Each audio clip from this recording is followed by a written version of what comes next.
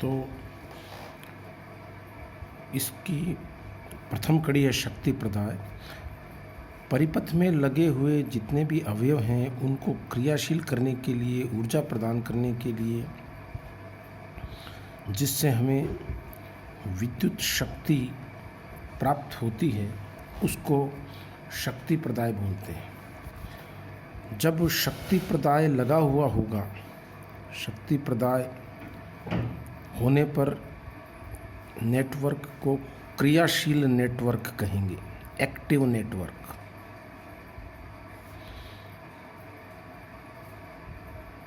यदि शक्ति प्रदाय लगा हुआ है तो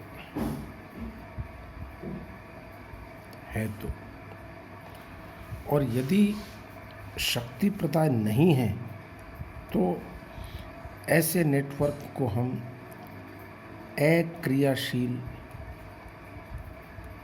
या पैसिव नेटवर्क बोलेंगे।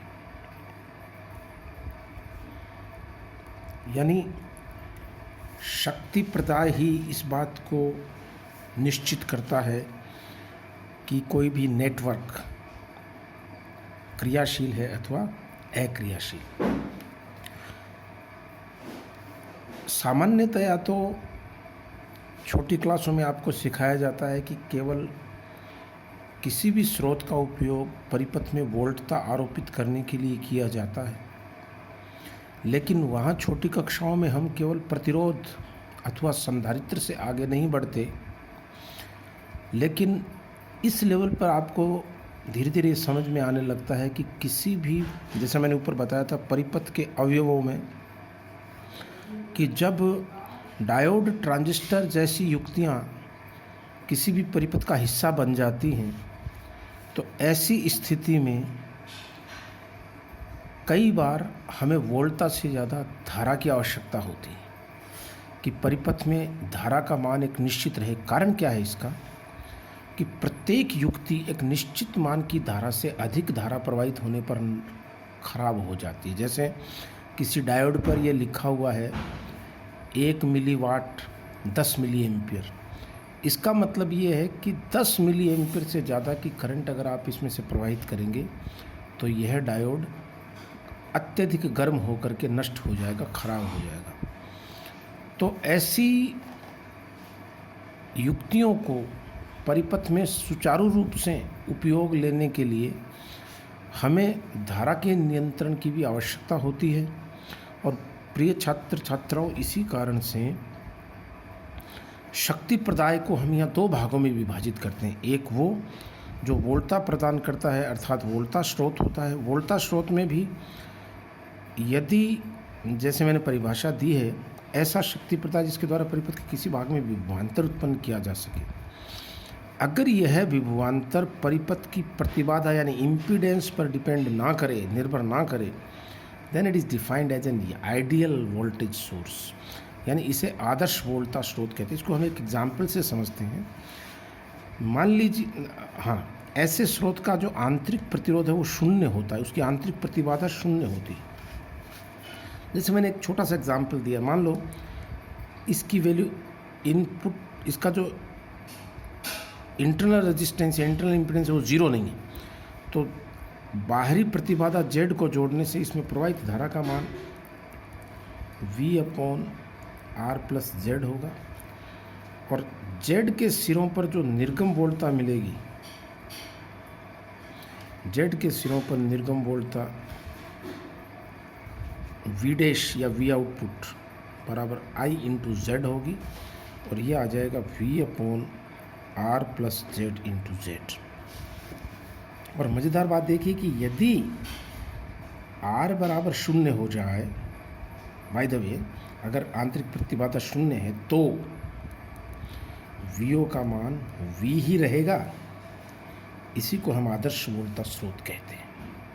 कि जब, अब आप इसमें देखिए Z से ये मुक्त है ये समीकरण, तो आप प्रतिबाधा कितनी भी लगा दीजिए, बहने वाली धारा अपने आप को इस तरह से एडजस्ट करेगी कि आउटपुट वोल्टेज VO V के बराबर, आरोपित वोल्टता के बराबर रहेगा।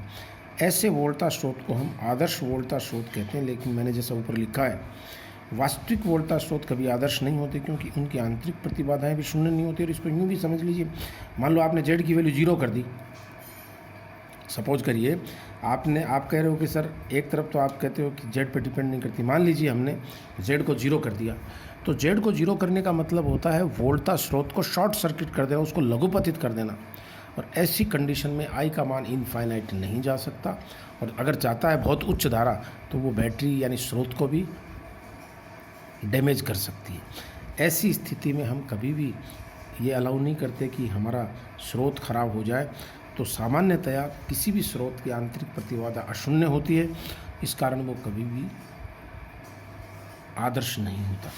इसी तरीके से प्रिय बच्चों, धारा स्रोत की हम जब बात करते हैं, परिभाषा में कोई बहुत ज़्यादा फर्क नहीं है, होती सेल ही है ये भी। आप देखिए स्रोत तो सेल ही होगा, लेकिन उसको हम धारा स्रोत के रूप में यूज करते हैं। तो धारा स्रोत में इसका कार्य परिपथ में वांछित मान की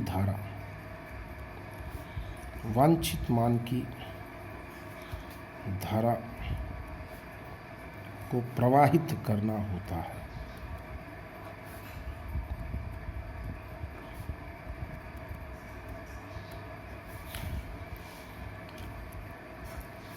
जैसा मैंने बताया, कुछ सेमीकंडक्टिंग डिवाइस एक पर्टिकुलर करंट से ऊपर करंट फ्लो करते ही डैमेज हो जाती है, नष्ट हो जाती है।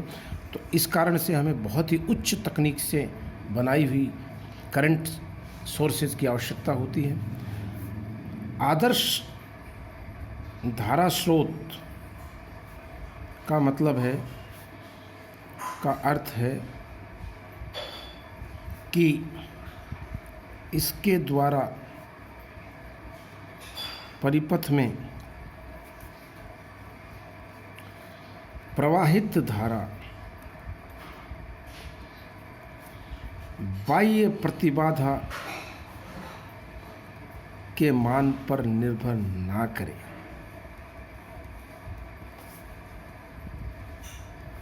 नहीं करे mean that source the current obtained from which does not depend upon the value of the external impedance is defined as an ideal current source। ऐसे स्रोत की आंतरिक प्रतिबाधा, सैद्धांतिक तौर पर आंतरिक प्रतिबाधा अनंत होती है, इनफाइनाइट। जैसे एग्जाम्पल के तौर पर ये मान लीजिए जेड इंटरनल है, ये करंट सोर्स है जो आई करंट फ्लो करवाता है, और ये एक्सटर्नल इम्पीडेंस है जेड।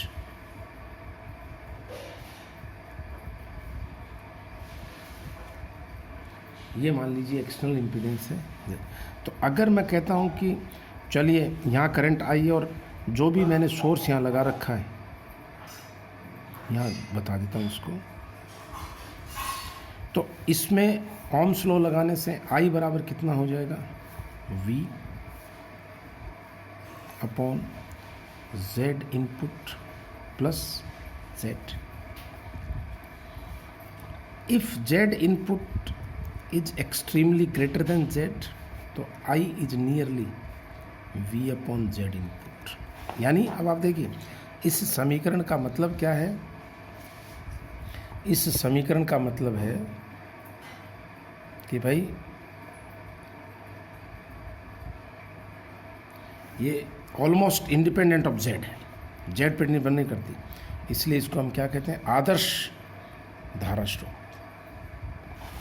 आदर्श धारा स्रोत ये तो आदर्श धारा स्रोत का प्रतिबाधा अनंत होती है, आंतरिक प्रतिबाधा, और आदर्श वोल्टा स्रोत की आंतरिक प्रतिबाधा शून्य होती है। ये दो बातें आपको हमेशा ध्यान में रखनी होगी।